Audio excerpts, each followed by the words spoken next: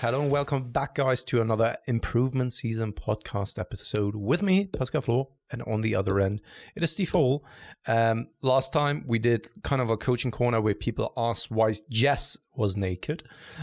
We don't need to actually comment on that. And this time it's actually Steve who's naked, only wearing the weighted vest. So that's interesting. But I mean, it's hot at the moment in London as well, I would assume. So quite reasonable. It is quite hot. Can you... So for the viewers, Steve, can you step one step backwards and then make a quick jump upwards and back down again?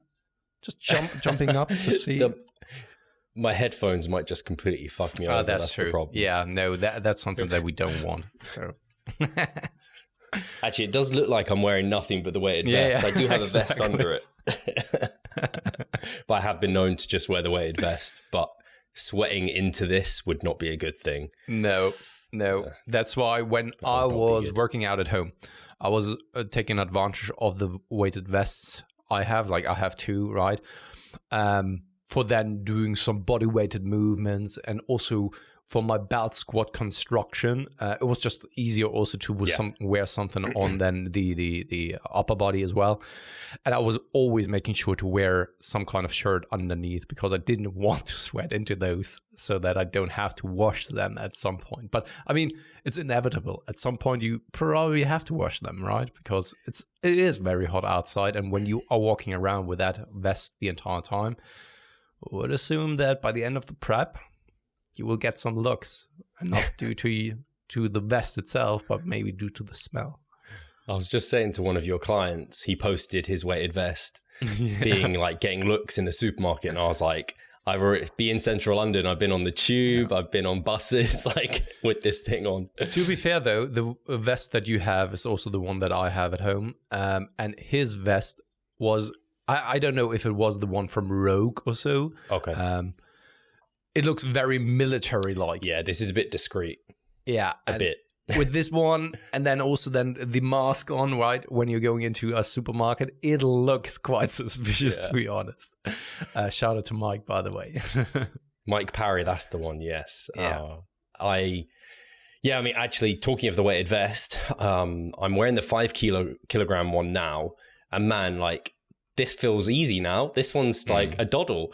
Because I've been wearing the 10 kilogram one all morning. You like Goku? Yeah. Sorry? You like Goku? Like Goku, yeah. Or Piccolo is the one who's known for all his weighted apparel, isn't he? Where he's got even his hat. I mean, they started off. I don't know the names all the time when it's called when it comes to the English translation and stuff, because I was watching that when I was very, very young, right? But Mutant Roshi, when they actually went to do the training there, so Goku when he was very, very young still, and is he called Krillin on English? Yeah, Krillin on English. They then wore kind of backpack, which was from a turtle back, right? Oh yeah. That was then starting with, what was it? I can't even recall, 10, 20 kilograms, don't know, right? But that is how they started. And then they needed to wear that one and bring the milk bottles up a hill and down again, up a hill and down again the entire time. And that's how it all started. And here we are, ages later, you're wearing the vest now. And yeah, Dragon Ball style. I do like that it has little links towards Dragon Ball. It makes it a little bit, I don't know, it makes me feel better about the whole process. It would be more amazing, though, if you were to wear something like a turtleback as well. That would be better. That would be fucking amazing. Have you seen, I told you, I think in a voice message, Eric Salcazar was wearing, like, he's got like it looks like a ninja suit. Like it's literally that's basically what we've talked about like last year. More spreading it more. Exactly. Because I can imagine that this is so much easier on the entire body then. It doesn't really wear out your traps and all that kind of stuff, I would imagine, especially when you have something like a belt or so. I didn't see that, to be honest. Haven't yet seen it. On his IG. But first and foremost, the question is, where does he have that from? Did he knit it himself, maybe? And that's commitment. How is it? I would be very, very curious whether this is like where or distributing it, or it's basically the same. Because when you are, I don't know, I could imagine when you're wearing something like what was it called again? A onesie, for example. You're jumping into the water, coming out again. I could imagine that it's kind of the same feeling, that it's then just dragging you down as well on the shoulders. Don't know. I know I have been known to move this and like wrap it around my waist. So it's kind of like the shorts. So I kind of move it around a little bit when it's getting a bit, I don't know, it gets a bit tiresome. When you're walking, actually, because are you using yours at the moment? No. But when I'm walking, it's not like when I'm out and about and moving, I don't really notice it. It's when I'm just stood and I'm just like, but I felt the 10 kilo one immediately on my traps, and it impacted my training session that day because my traps were tired. I was doing dumbbell lateral raises and I was just like, these are harder than usual. But crazy. My pull session this morning was fine. So yeah, hopefully I'll adapt to it relatively quickly and move forward. But yeah, I was saying I'm wearing the weighted vest generally for 60% of my day. And I'm wearing the 10 kilo one for about 30% now, and this one for the other 30%. And then eventually, once I've lost another, I don't know how many pounds I need to lose, but I have it planned out. I'll wear the 10 kilo one as like my standard one, and I won't have this one to wear. That's the plan. I'm very curious. This is something that we've talked about a little bit in the last improvement season. I'm very curious to see what you have to say about the entire experiment by the end of the prep. Yeah, me too. Whether you say like the hassle was worth it, or it was just like a hassle overall. Yeah. A few people have asked. I'm kind of not wanting to say how I feel yet. Part of me feels like as I use it more and more, it's getting better and better. So I don't know if potentially in those last steps towards stage, I'm hoping it gets better. It continues to become more and more like, oh, I'm so thankful I've got this. It's allowing me to have more food, higher energy expenditure at this kind of level of body fat. Fantastic. And maybe at the start, it's where it's just like, you're a bit fat anyway. Like it's just not going to make that much difference. So we'll see. I don't really want to rate the experience until I've gone through the entire thing. I know Elias, who we've spoken about before, my client who used it, he was very positive about his experience. I haven't really heard many people using it for like an entire contest prep. I mean, the thing is that I don't think that many people have the luxury of being able to wear that throughout the entire day, or as often as it would be beneficial for someone to take then effects or show effects, right? Yeah. If you can wear it the entire day, cool. If you're working in an office, you can't wear it, and you're only wearing it for like one walk throughout the day, probably doesn't do much then. No. Only then if you can have a discreet one that costs a lot of money that maybe you can wear under a suit. But then, I mean, some offices now, they're getting modern. They have standing desks. I know at Charlotte's work, they have standing desks now. So that's an opportunity for someone. But yeah, like you said, it's for a lot of people, it's just not going to be practical at all. But maybe a disproportionate amount of our audience, it would be because we have a lot of people like us who maybe are coaches or personal trainers. And absolutely. I mean, if you're a personal trainer and you're working in a gym facility, I mean, that is the best place in doing something like that, I think, right? Especially like you look a little bit out of place. I mean, not out of place. You fit in there, but it still draws attention to you. And maybe by that, you may actually attract some new clients who come up to you being like, what is this? What is this all about, right? I mean, I can see the benefits even coming there as well. We're going to be Revive Stronger, the weighted vest coaches. That's exactly. our little secret. This is how we apply it. We know the secrets of how to get the most out of it. I mean, to be fair, we always were looking for some kind of sexy thing that we could sell as the magic pill, because it seems like that this just sells very well with a lot of people. And right now we are just too vanilla, and maybe that can be our sweet sauce on top of the vanilla. I don't know what I'm talking about. I'll do a photo shoot in it, a naked photo shoot even, and then that'll be with the weighted vest on though. Yeah, and then you're just like getting requests from males. Yeah. Can you ride my shoulders and be my own weighted vest? Oh God, we're going down a bad rabbit hole here. How's your cut going? I wouldn't call it bad. Have you? Oh no. Different. We don't want to get political, but there's kind of currently, due to the European Mastership in football, today is supposed to be a game in Munich, Germany against Hungary. or Hungary. And the thing is, though, that the stadium was supposed to actually be lit in the colors of the LGBT movement, and UEFA, the organization, has actually forbidden to actually show it, and it caused a massive shitstorm here in Germany. They must have I'm just like, come on. They are not the culprit. They are not the evil ones, right? I mean, yes, they are now, of course, the people to point fingers at. How dare you, right? How dare you? But that's not a problem. I mean, other people, so for example, politicians or so, right? When they are meeting up with politicians from Hungary, why aren't they showing the flag or doing something against that, right? I mean, just let's not go down that rabbit hole though, but it was just something that I need to think about when you say like, okay, yeah. It's actually the American embassy here. They always have their flag up. They also have an LGBTQ flag up at the moment. So that was interesting to see that they went down that route. So I guess support is good. But anyway, how's your cut going? Yeah, smooth. Yeah, absolutely. The thing is, I was right before the recording, I was downstairs filling myself some 7-Up into my cup, and I was like, Steve is probably going to ask me about my cut. And actually, I have nothing really to report. It's just like, it's the same old story.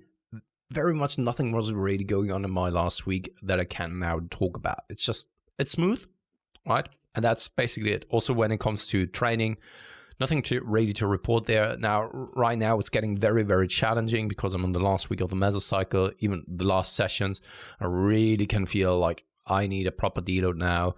It has been the first mesocycle back, and the body needs to first and foremost get acclimated to that. And especially with the heat going on at the moment, doesn't really make anything easier. I really can feel like I don't know how much correlated it is still to my eye surgery that I had like 3 months ago.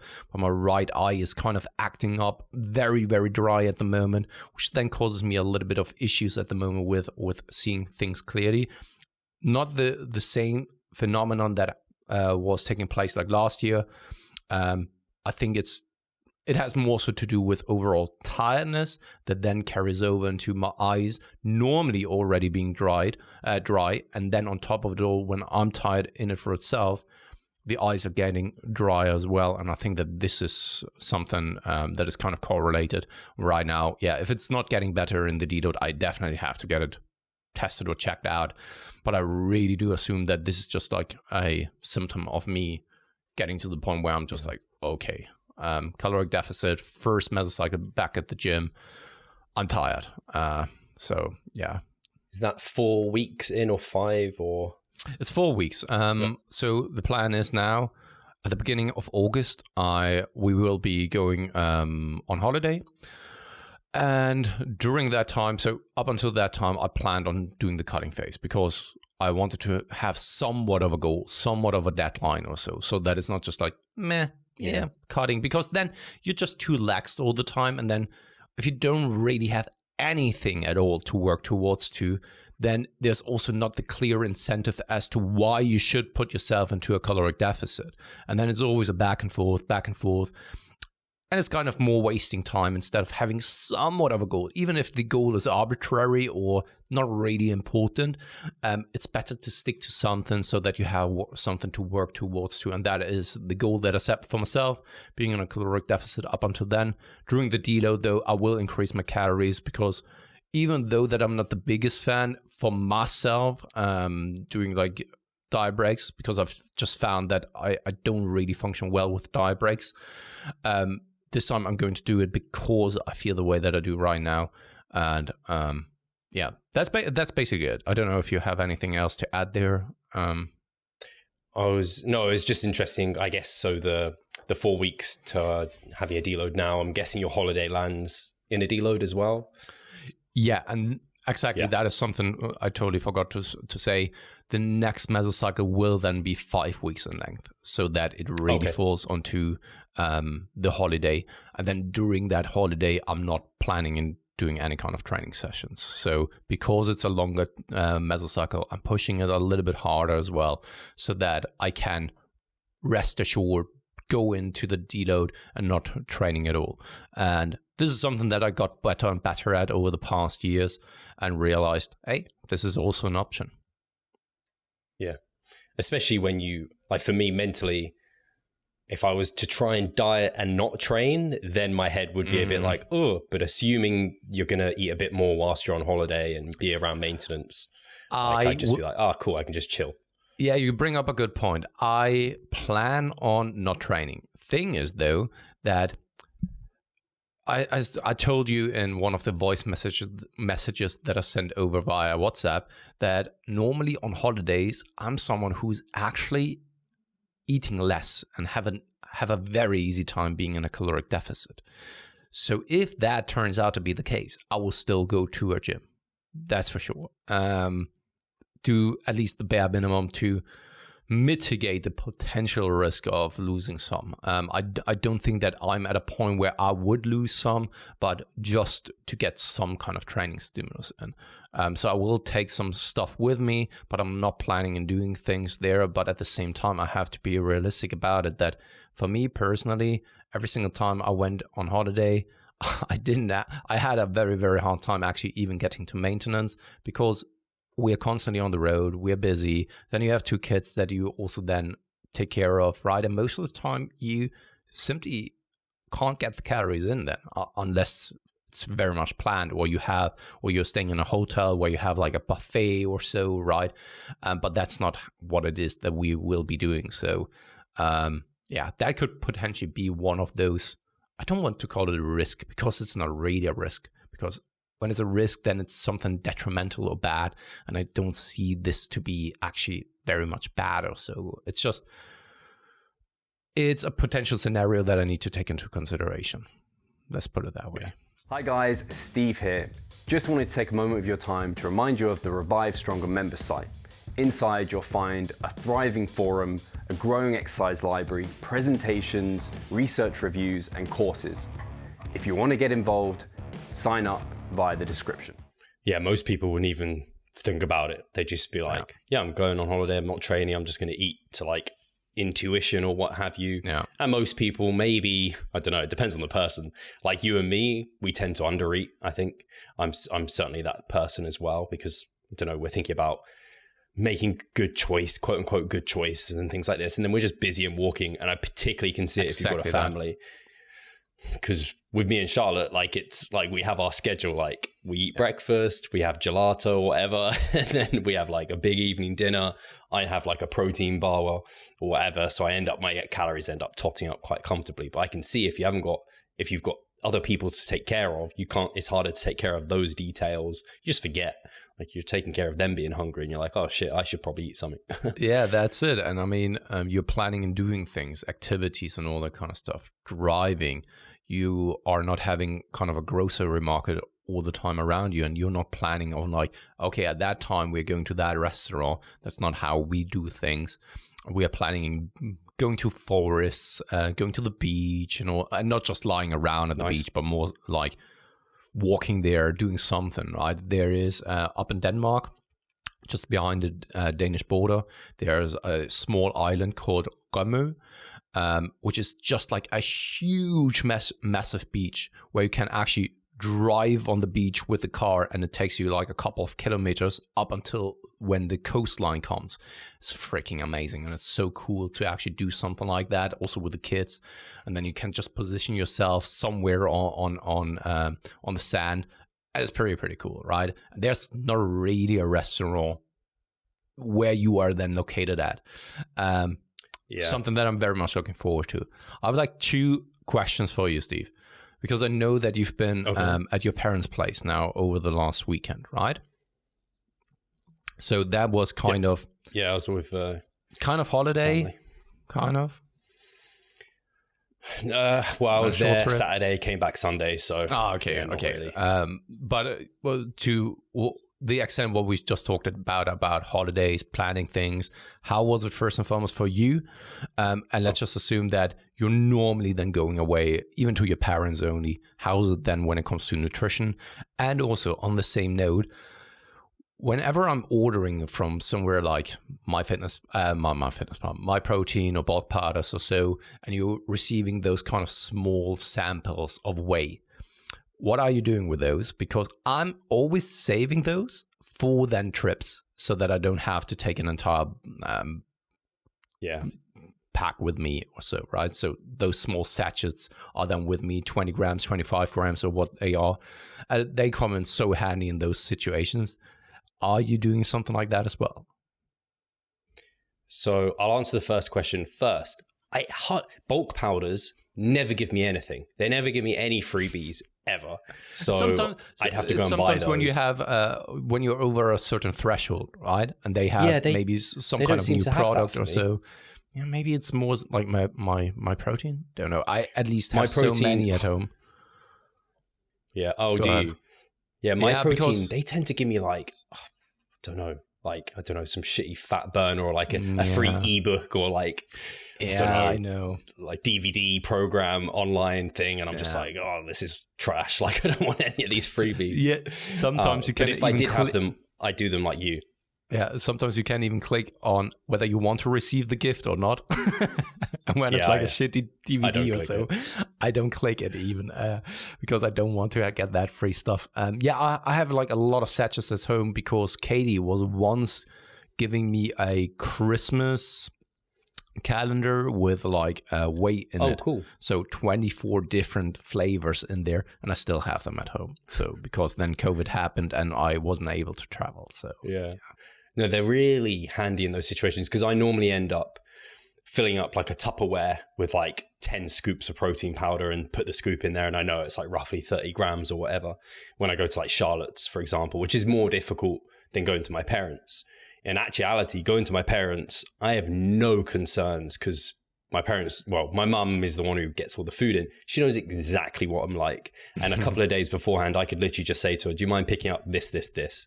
And also my dad's really health conscious. So they have tons of fruit in always. He always has like loads of berries. He always has Greek yogurt in there because he eats that every day. He has even protein powder. He has Whey protein powder at home, and I just use his. So he actually ended up buying, this is funny. I found this funny. He had diet Whey protein powder from from My Protein, which was an accident. So, he just didn't even realize he bought the diet one. What's that then all about? It has like glutamine in and like CLA and like some fiber or something. Okay, so kind of fat burning and satiating effects as well, like supposedly. Yeah, so I used that because it was just there. So for me it was, and they are understanding like we had a roast and I just ate the meat and the veggies, and I can wear it out. They're fine with me doing that. My mom's got a scale at home. She like bakes and cooks with that. So yeah, actually going home is just like, it's a home from home.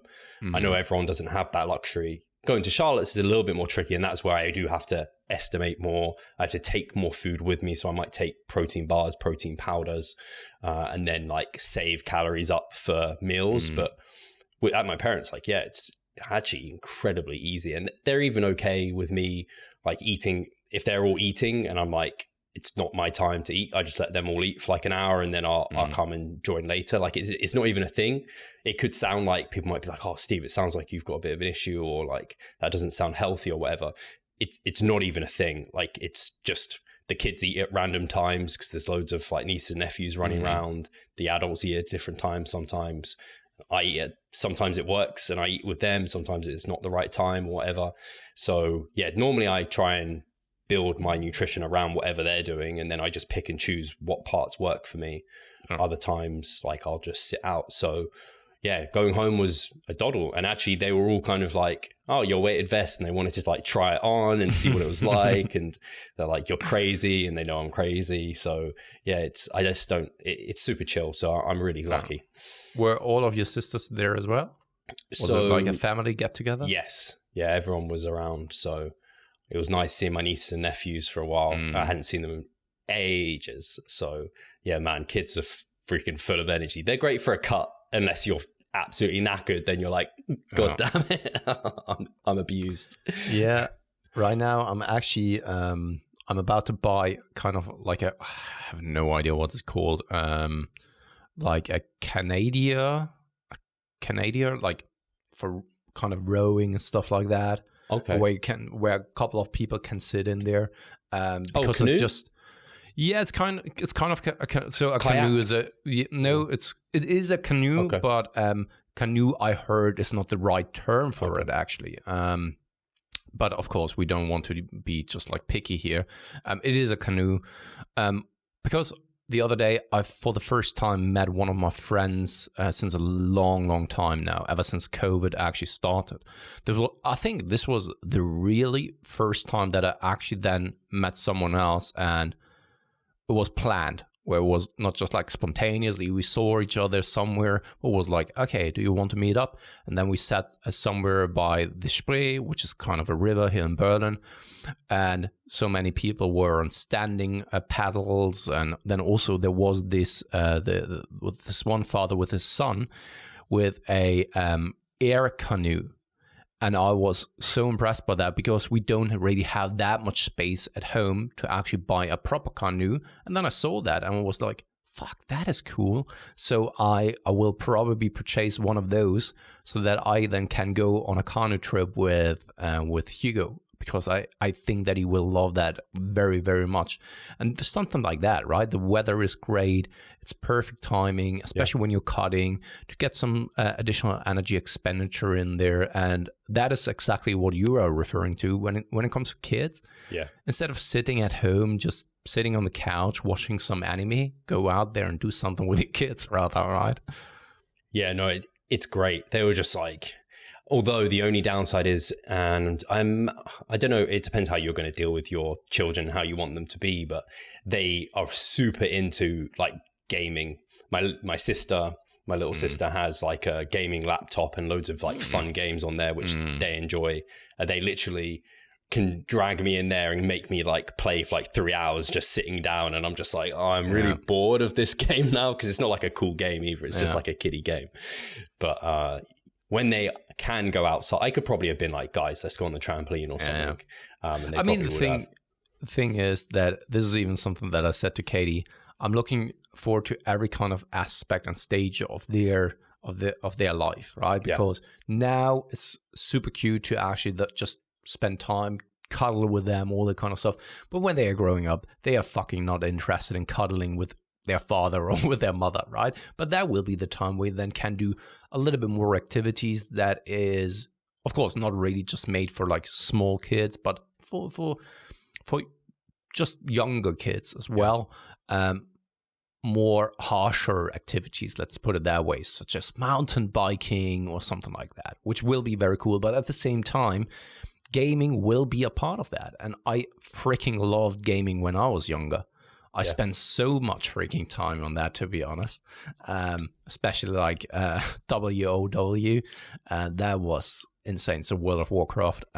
Spent so much fucking time on that one. So much fucking time. But it was amazing. You can. And I think that nowadays I haven't played video games in a very long time, because I have other priorities now, of other interests as well. But I think that now it's even cooler to play video games due to the graphics and due to just like the video games itself, the gameplay, the stories. There's so much more money involved. And I can then see me playing video games then again with the kids, because I think that especially like modern technique, like smartphones, tablets, I think this is the future, whether we like it or not. And that is always a generational thing, right? The next generation is always like a little bit skeptical and hesitant about new innovations, because we didn't grow up with them. But for them, it's kind of the norm, right? And being the one who's then against it, it's probably not helpful, especially for their development, because there will be kids growing up with that and being absolutely like on it. And that's probably how the future will look like, that the majority of people will be, I don't know, programmers or developers or so, because so much is then only being run by computers. Yeah, it's like learning how to write is probably less helpful than learning how to touch type, because how often do I actually write something? Barely ever. Whereas touch typing, that's every single day. So it's crazy. So Hugo or Yeah, Tony. Hugo's going to become Tony. Sorry, I was going to try. Hugo and Tony. Hugo and Tony, they're going to become like, they can do like tag team and go on YouTube and have their own channel and get paid to play games. I just hope that they are not going to be TikTok influencers. Sorry for all the TikTok influencers that are now out there, but I'm kind of a boomer when it comes to that.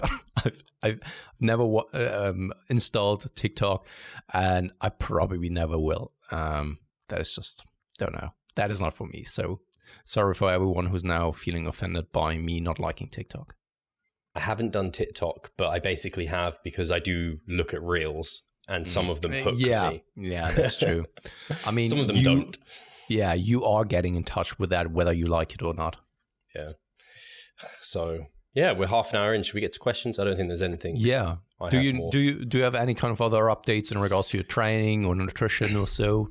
I will say I've got into a really good groove with my nutrition. So that's I think last time we checked in, I said I was feeling some elements of like some hunger and hanger kicking in, and this week so far has been great. And I just like, I've got my breakfast, like every day is the same basically. So I've just, those meals are all performing what I want them to perform. Yeah. So whatever, I just structured everything a little bit more. And like I traded out, I was having some like higher volume cereal post-workout, traded that out for boiled potato, much better. That's satiating me because I used to get hungry between my 2 sessions and it was really annoying. So I just put that in there. So all my carbs come from basically veggies, fruits, oats, and potato. That's like, and then one meal will be whatever me and Charlotte have. So it might be like a fajita wrap or some pasta, some bread, or a bit of rice. It depends how much carbohydrate I've eaten earlier in the day to how much I can put towards that meal. But I'm on like almost 300 grams of carbs, so it's not bad. Like I can still have quite a bit. Rate of loss is exactly where I planned it to be, so I'm really happy with that. And with the heavier weighted vest, possibly with my also wanting my rate of loss to slow down soon by a little bit, not by much, but I don't want to lose at 1% at this level of leanness for much longer. I might even be able to like plug in a refeed day or something, which is coming about the time when I would want to have one, just for the assessment of like, how do I look? And also just like I'm experimenting with the weighted vest, I need to experiment with refeeds because I just have never really used them much at all. So I kind of want to get a feel of what they're all about. Yeah. It's very interesting because now I started incorporating refeeds with Z, who has been on the show at some point as well, because he's in such a great position already. He's now 11 and 3 or 4 days out from his first show. 4 days, I think it is. It's the same as mine. Basically, nearly 12 weeks out from his first show, and he's looking very, very good. The glutes are slowly coming in as well. He's losing body fat very evenly, and now we are at a point, because we are 12 weeks out, that we can slowly incorporate like refeeds to already plan a little bit and see how he's reacting to like the peak week. Of course, it must be said, because we see it all the time, that people are still putting too much emphasis and also value in something like a peak week, especially in like natural athletes, that they are then assuming that, all right, the peak week will be that magical week where everything is just going to change. We manipulate so many things. And then for the next time, we have made our notes and we are then going one step further. And that's not what it is. I mean, the variables, and I'm referring to you are already in a constant fluctuation. And based off of that, the other variables will also be impacted. So only because 1 week, the peak week, worked to a specific extent doesn't mean that the next week or a couple of weeks after, when you are making some modifications, that it's even better then. And even better, and that you're then getting closer and closer to a peak week protocol that always will work for you, right? But at the same time, if you have the time, such as we do now with Z, then I think that you can play a little bit around and get a good understanding of what may happen in a peak week then. And Z is he's aiming to do the WMBF UK as well, right? Yeah, and the first show will be the Dubai one. Yeah. So he's in a position where he can I can't speak for you guys, but considering how lean he is, and I'm considering what I was personally planning, he may be in a position where he probably will be, depending how things go, where he might be able to like reverse or do like that bodybuilding taper into that. So there'll almost be not much of a peak for that final, for the finals. It really depends on how things are evolving now over the next couple of weeks, because the last weeks are not like the prior 12 weeks. Things will, of course, get much, much more challenging from a psychological and physiological perspective. And the leaner you're getting, the harder it will be. Our goal, I know it sounds crazy because it's his first season, has always been going to Worlds and maybe even bringing something there that may get him the title. And I know it sounds for the vast majority of people like, holy fuck, how can you say something like that as a first-time competitor? That should never be, or never is a little bit far-fetched, but that should hardly ever be the goal for a first-time competitor. But I truly believe that he has what it takes. He has the dedication, he has the focus, he has the muscle mass, which is hardly ever the case for first-time competitors. He is posing, but he's practicing posing like a maniac at the moment as well. And if he can get to those levels of leanness that are very, very crazy, then I really do believe that he can go a long way. Is it enough for world stage title? We will have to figure out, right? We will even have to figure out what kind of competitors show up on those other shows, because you can't ever predict or control that. But we will do our very best to actually bring him into a crazy shape. And the reason why I'm saying that is when we were to eat him into the show for the WMBF UK, I want him to be absolutely insanely shredded. Like especially the glutes, the glutes, the Brett Freeman glutes, what is the other guy called again? Ben Howard. Ben Howard glutes, and also the other guy also from the UK, Chris. It might be Chris. Yeah, it could be. I don't know if it's the same guy, but Chris is, I can't remember his last name. He competes. Yeah. Oh, he competes all around, actually. He's crazy glutes, crazy. Yeah, something like that, right? Where it's just like absolutely crazy conditioning, because if you don't bring that, I also don't think that you will be able to have a chance for the title then. And that is what we are aiming for, right? If it will be possible, this is something that we have to see, right? But we are trying our very best. And for this, it's very, very hard to then be in a position where you're eating your way into a show, I think.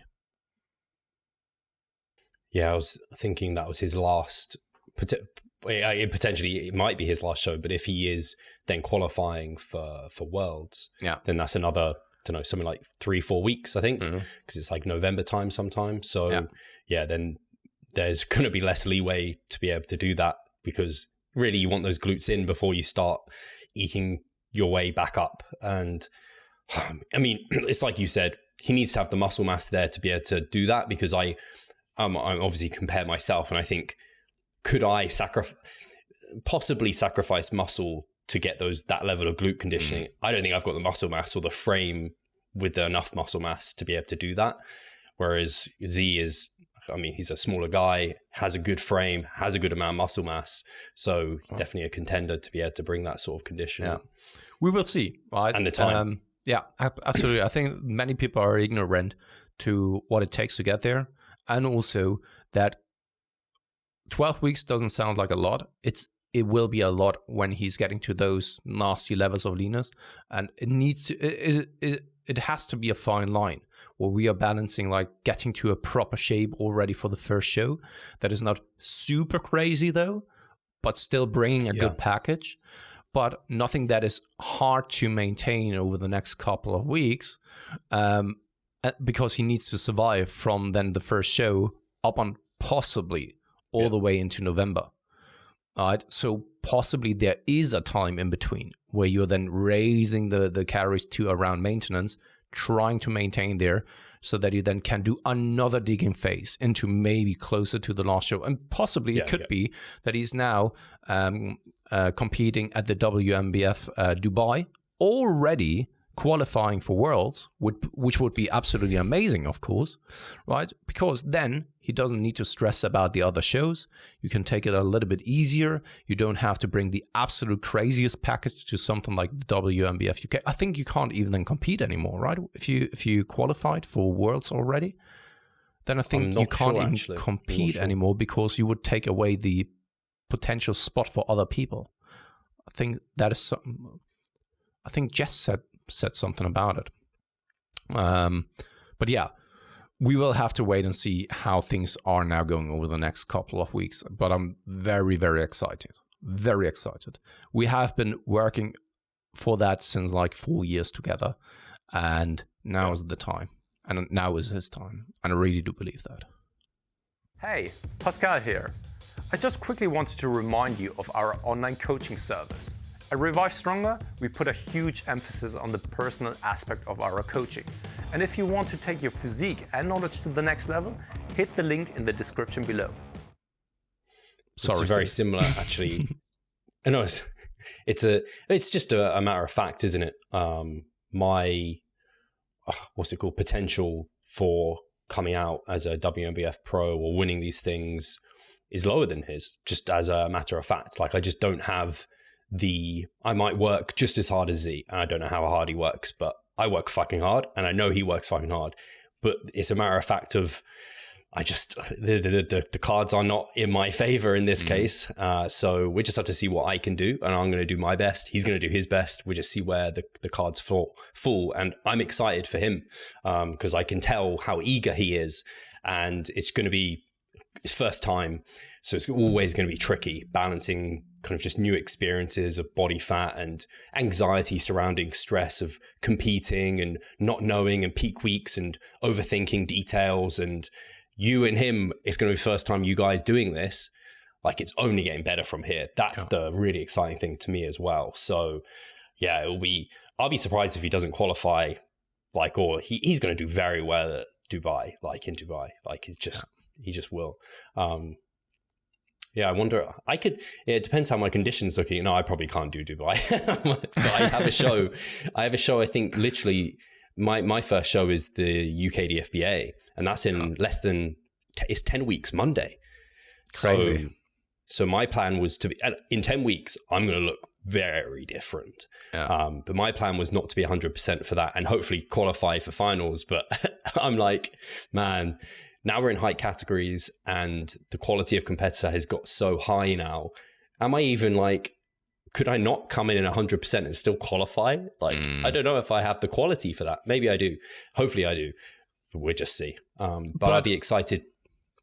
I was just going to say, maybe I'll see what other European WNBF shows there are and see if there's any others I can possibly do. I'm wondering, you've been doing this such a long time now, and I would assume that your perception of things has completely changed since the first time that you stepped on stage. At least I wasn't on stage, but we are doing this since a long time now together, and my perception of training and how I'm going about training and nutrition has completely changed already. And that is coming from someone who hasn't even competed, right? I would very much assume that now your chances and odds are increased that you are doing well, right? And I know that you're working towards that. And if it's coming to fruition, only time will tell.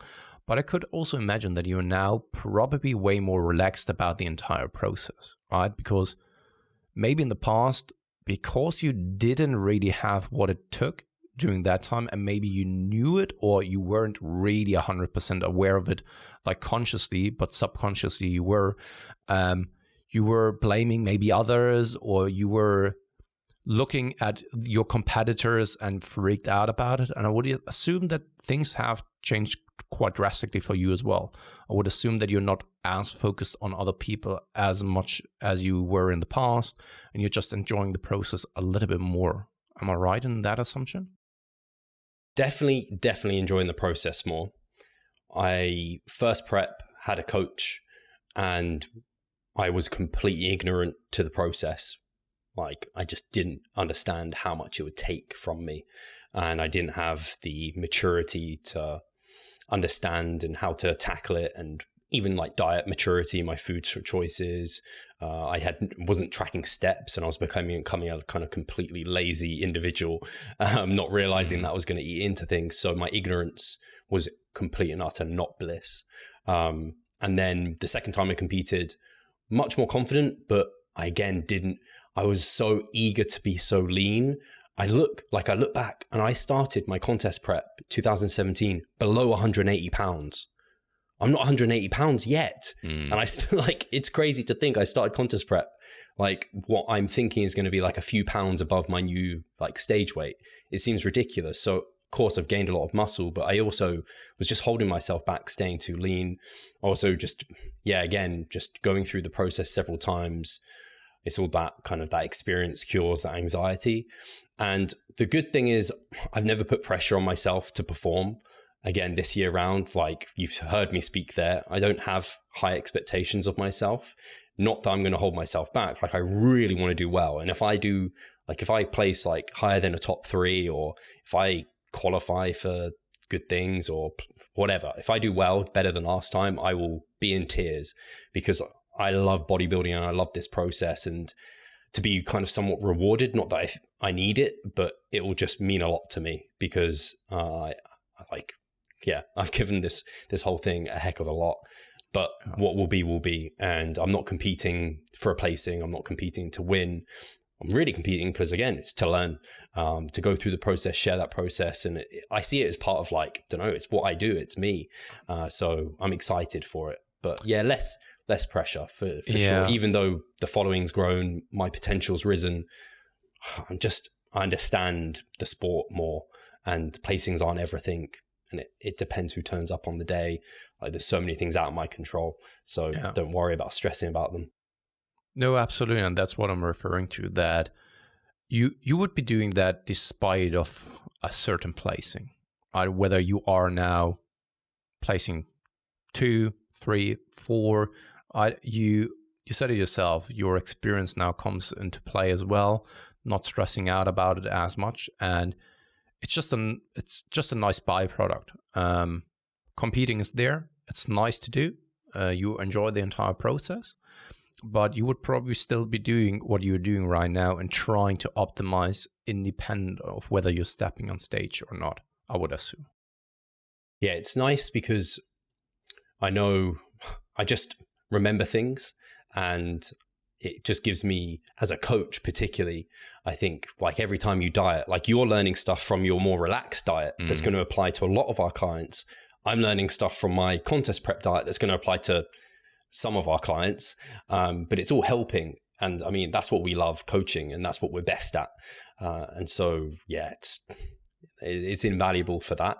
And yeah, I'm just in a position where I can really give it a good go, and we'll just see where things land. Maybe I'll end up being the one who goes to Worlds and win it and take home the trophy. Yeah, maybe the experience really pays off. Oh dear! I just somehow gained in all honesty, 5 pounds more muscle. Yeah, but in all honesty, right? You're competing and you have fun with it, but I would imagine that you would not be as I wouldn't say that the last season you were disappointed because you placed well, right? But if you were to place at the same position this time around, would you be disappointed overall? Or would it be just like, all right, yeah, I can now keep things more in perspective and put it into context, because this time probably there were people better than me, and you know what you did, and that is progressing quite substantially, right? And because of that, because you can say wholeheartedly you did everything that you possibly can in that regard, you have no one else to blame, basically, because there is no fault or no mistake. You didn't do not enough in the off season. You did, right? And that's why you can then say like, hey, I can be relaxed about it. I did what I wanted to do. Build a lot of muscle mass, bring good conditioning, and then there's nothing more that you can do. Yeah. I like how you put that, actually, because yeah, I know I will execute the plan to the T. I know there will be no binging. There will be no break of adherence. I will be smart. I will hopefully, touch wood, not get injured, hopefully, touch wood, again, not get sick. And I'll do everything to the best of my ability. And like you said, I gave my off season as good of a go as I could have. I have no regrets. So what will be, like you said, whatever I get, I'll get. And I'm going to be proud no matter what, especially once I've got to a position where I'm now just as conditioned or more than last time, and clearly far better. That's the trophy at the end of the day. No, absolutely. I mean, we are now. Hey, I'm sorry, I rambled. No. I think that it's very interesting to hear your perspective on things, and just hear how you're going into your third season now, and how you evolved there as well. Because you see it all the time that first-time competitors, of course, they are a little bit anxious about the entire thing, a little bit, I don't know, excited, and maybe too overly excited. And there's kind of an extrapolation here. When you're getting started with something, you're overly excited. You want to commit so much time and effort into something, especially like bodybuilding and fitness in general. We see it all the time. Someone wants to train all the time, each and every single day. They are taking extreme measures when it comes to then macros. You and I, we've both have done it in the past, where we then been very, very rigid, and too rigid even, where we have lost out on quality in life even, because we were so fixated on hitting the macros, when in reality that wasn't really necessary. And I see it all the time with first-time competitors, sometimes even the second-time competitors, who are putting the goal for themselves so unrealistically high sometimes that no matter what they are doing, they can't be happy, or there will not be a happy ending for them, because what they set for themselves is unachievable. Maybe even for their entire lifting career or a competitive career, right? And I very much like your development and how you evolved as an athlete up now to the point where you are now actually in a much, much better shape, but at the same time way more relaxed. If you were to compete against your 2014 self, and I mean, the 2014 self was way more fixated probably on placing well, being way more stressed about certain things. And here we are now, way more heavier, way much more muscle mass, better conditioning. And you're the one who's turning up super relaxed and doesn't really care about that much about placing, whereas the 2014 self was so fixating on placing well, doing well, when in reality, the cards are probably more in favor of your current self than the previous self. Yeah, and I think it's so hard as a first-time competitor, because you are so ignorant to so many things. Like peak week, you said it back there, how small a detail that is. And it's like Jeff Albert's, one of the most kind of one of the most experienced competitors, says for him it's a week not to fuck up. And like, if one of the most experienced competitive bodybuilders is saying that tells you so much. So when you are a first-time competitor and you're like, oh my God, like I have to change my sodium and make sure I have no subcutaneous water, so like barely drink anything, and oh my God, I have to do this, and you're stressing out about that. One of the major things that you do not want to do on a peak week is stress. So I'm looking forward to those, because I know, like, for me, even kind of the peak weeks were stressful last time I competed, and this time I'm looking forward to those weeks just being like, actually, like, this is just landing the plane. I've done the hard work, I've done the journey. It's just a case of like chilling into this, eating a bit more, relaxing. I say that now, I imagine I'll get a little bit stressed, because it just always happens, because it does mean a lot to us, and you only get like 30 minutes on stage or if that, for like years and months of kind of sweat and tears in the gym or whatever. But I'm excited. It's funny because I do remember as if it was yesterday, and I know that's an old man saying, but I do very much remember your peak week with Broderick, the depletion week, and this is how I've never seen you in the entire time that we know each other, and that is already 4 years ago now. So crazy. Yeah, I can't. Looking back, and I look at it, and I'm like, how didn't I survive that? But when I like I told you, I already started dieting super lean. I'd actually been dieting. I would have probably dieted, like I had less fat to lose, but I would have dieted for longer than this time round, which makes no sense. Like, I just was too anxious about having to be lean on stage, and that in the end bit me in the arse anyway. So I've done the process way better. So yeah, I'd just been dieting for a long time, and then I felt pretty good until I went through that depletion week, and it destroyed me. It completely destroyed me, that depletion week. And it doesn't seem like it should. Yeah. And I think for a lot of people, they'd be fine with it. But in the state I was in, I was just not ready for it. So yeah, I'm not doing a week long depletion and sodium and water manipulation this time. I don't know how much of I'll do that, but not a week. I find it, so for many first-time competitors, I know that the excitement and also the anxiety makes you blind to actually then take a look at the more experienced individuals such as you now, and the comparison that we drew that you're now way more relaxed than back then, but you have a much, much better package. So basically the odds are more in your favor in regards to placing well, but because of that, your expectations should theoretically be higher as well.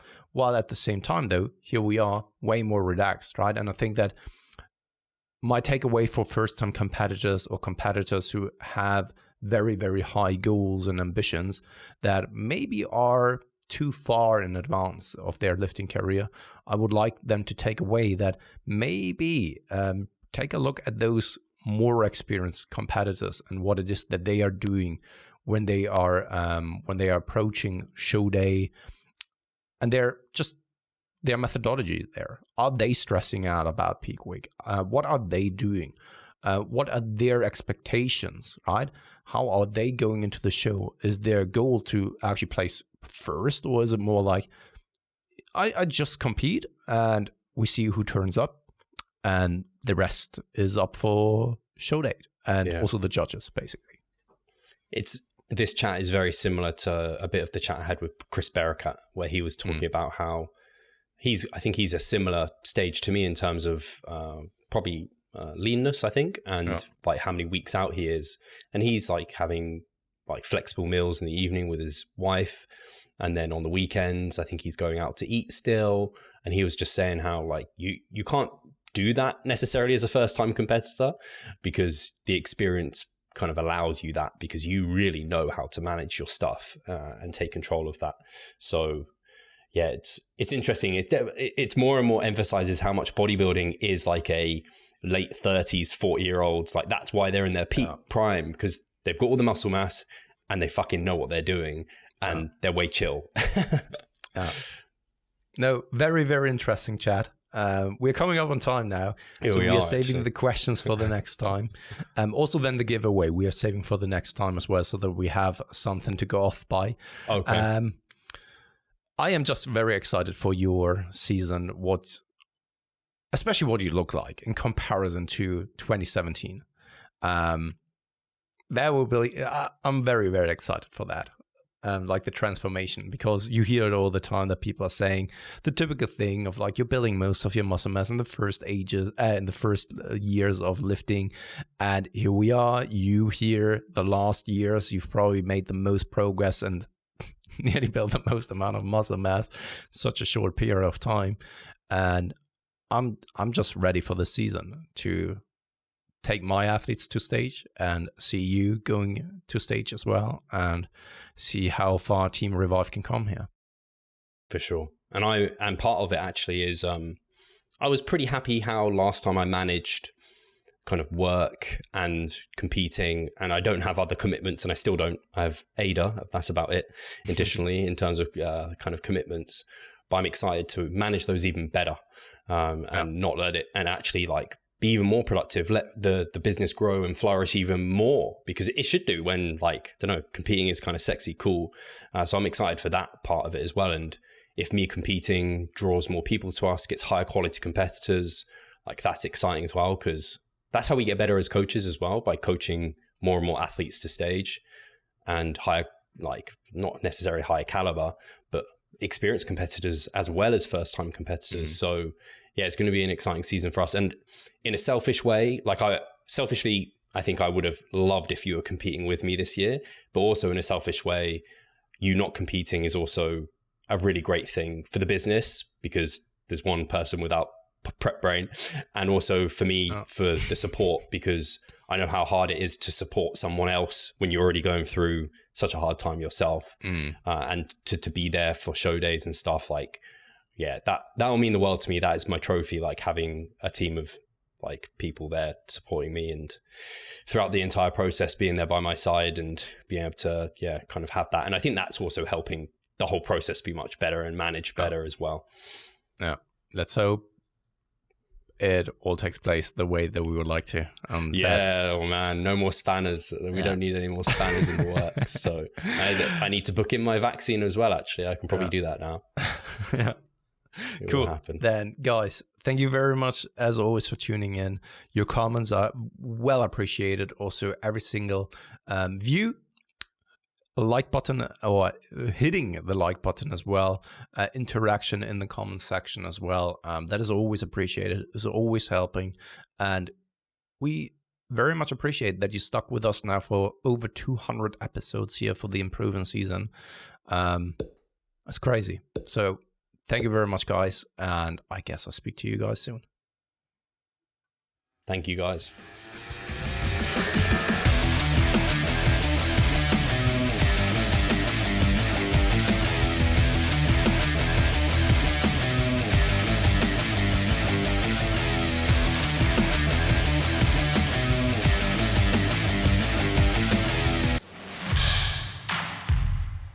So I'm Steve Hall, founder of Revive Stronger and a coach of Revive Stronger. My name is Pascal Flor. I'm the co-owner of Revive Stronger and also a coach, of course. Revive Stronger has probably been going solidly for 3 years, roughly about 3 years. Revive Stronger, to me, it is becoming kind of my child, my foster child. It's the gathering and getting together of like-minded people. We've been expanding the coaching team, which is helping us help more people, but each coach can only help a certain number of people. Right now, it's all over the place. We have YouTube, we have Facebook, we have Instagram, but there isn't that community aspect behind that. And so the next step for us is developing a membership site. So basically, we want to create a family and a community that is then benefiting from another. A really cool community for people within our little niche is going to be a website. They will get early access to our podcast. You can access us, ask us questions. The community aspect, we have a forum there. You can ask questions, but also you can log your journey. There's also going to be courses on there. Courses, presentations on different topics. Discount of past seminar footage. We will log our journey as well. We'll start vlogging. We're going to have documentaries. Our entire athletic journey. Furthermore, they get access to an exercise video library. The exercises that we love for hypertrophy and maximizing hypertrophy, we're going to go through those in depth, telling you how to execute them. We kept them concise and also mobile friendly so that you can watch them in between your sets. I'm super excited to grow this community. The amount of value that we're going to be delivering is huge, and I'd love you to be part of it. You will get so much out of that. I'll see you inside.